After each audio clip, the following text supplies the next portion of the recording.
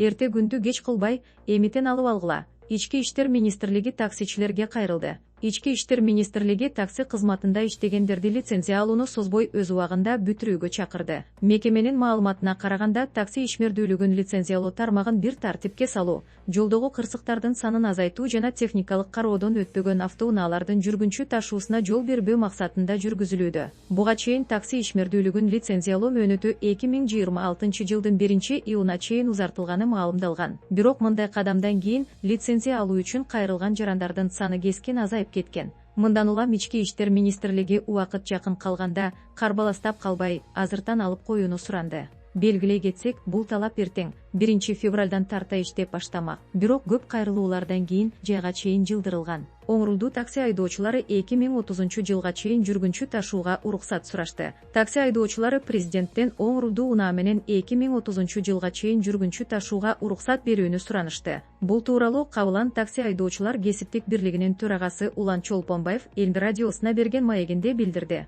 Анын айтымында 21 январдан бери 400дөн ашык оңрулдуу унаа айдоочуларынан лицензия алуу боюнча кайрылуу түшкөн. Ошондой эле ал учурда лицензия алуу үчүн аскердик билет жана салык кызматынан маалым кат талап кылынбай калганын айтты. Мындан тышкары, 83 медициналык маалым катты катталган жерден эмес, жашаган жериндеги бейтапканадан алууга болорун кошумчалады. Андан сырткары, эфирдин жүрүшүндө Бишкек мэриясына коомдук транспорт жүрүүчү тилке менен таксилерге да жүрүүгө уруксат берүү өтүнүчү жөнөтүлөрү маалымдалды. Белгилей кетсек, 1-февралдан тартып жүргүнчүлөрдү ташуу үчүн лицензия алуу милдеттүү болот. Буга чейин ички иштер министрлиги такси кызматына карата талаптарды иштеп чыгып, токтом долбоорун коомдук талкууга чыгарган. Анда оңрулдуу унаа менен коммерциялык негизде жүргүнчү жана жүк ташууга тыюу салынган. Таксисттерге лицензия берүү мөөнөтү узартылбайт. Кыргызстанда таксисттерге лицензия берүү мөөнөтү узартылбайт. Бул тууралуу ИМдин жол кыймылы коопсуздугун камсыздоо башкармалыгы агенттигине билдирди. Ведомство 2-февралдан тарта өлкө боюнча рейдтер башталарын эскертти. Бүгүнкү күнгө карата лицензияны 7000ден ашуун жеке айдоочу жана 300дөн ашык таксопарк алган.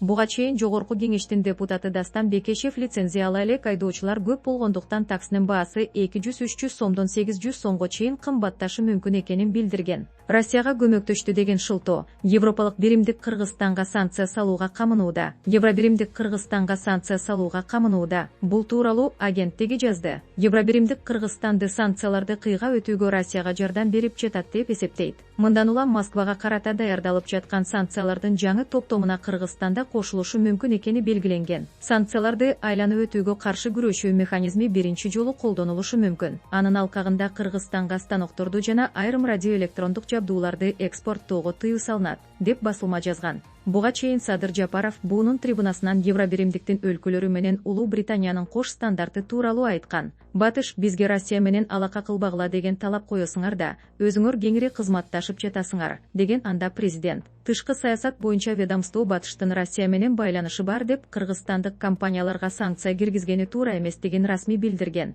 Жээнбек Кулубаев Батыш мамлекеттери бул жаатта жергиликтүү компаниялар санкциялык режимди эмне кылып бузганын далилдеген так фактыларды таап бере алышпаганын кошумчалаган. Кыргызстандын бажы кызматынын кирешеси соңку 5 жылда 6 эсеге өстү. Кыргызстандын мамлекеттик бажы кызматынын кирешелери соңку 5 жылда дээрлик 6 эсе өстү. Бул тууралуу министрлер кабинетинин төрагасы Адылбек Касымалиев ведомствонун 2025 жылдын жыйынтыгы боюнча коллегиялык жыйынында билдирди. Маалыматка караганда, эгер 2020 жылы чогулган салыктар 28 миллиард сом болсо, өткөн жылы бул сумма 157,4 миллиард сомго жеткен. Мындай жыйынтыктарга жетүүдө Смарт Бажы улуттук санариптик платформасын ишке киргизүү чоң роль ойноду. Бажы төлөмдөрү республика бюджетинин кирешесинин 4/1 ашыгын түзөт. Акыркы жылдары мамлекеттик бажы кызматынын ар бир кызматкеринин түйшүгү да кыйла көбөйдү, деп белгиледи Касымалиев. Өткөн жылы бажы кызматкерлери тарабынан 9792 мыйзам бузуу жана кылмыштар аныкталган. Бюджеттин кошумча кирешеси 1,5 миллиард сомдон ашты. Бул 2024 жылдагы көрсөткүчтөн дээрлик 2 эсеге көп.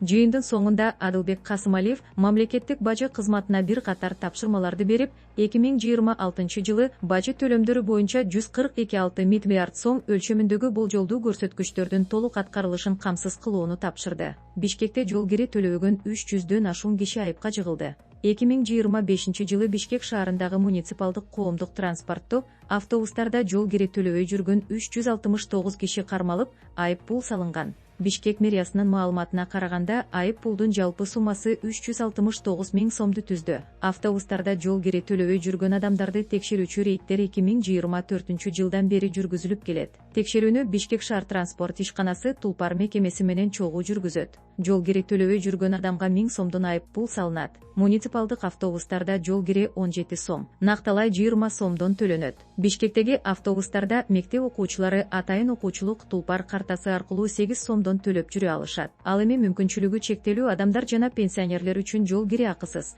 2022 жылдан тарта Бишкек жана Ош шаарларында жүргүнчүлөрдү ташуу муниципалдык транспортко өткөрүлгөн. Президент Садыр Жапаров былтыр августта акыркы 2 жылда газ менен жүргөн 1000ден ашуун автобус сатып алынганын, мындан ары да транспорттук паркты жаңылоо улантыла турганын билдирген. Борбордо коомдук транспорт көп жылдан бери толук чечилбей келаткан көйгөйлөрдүн бири.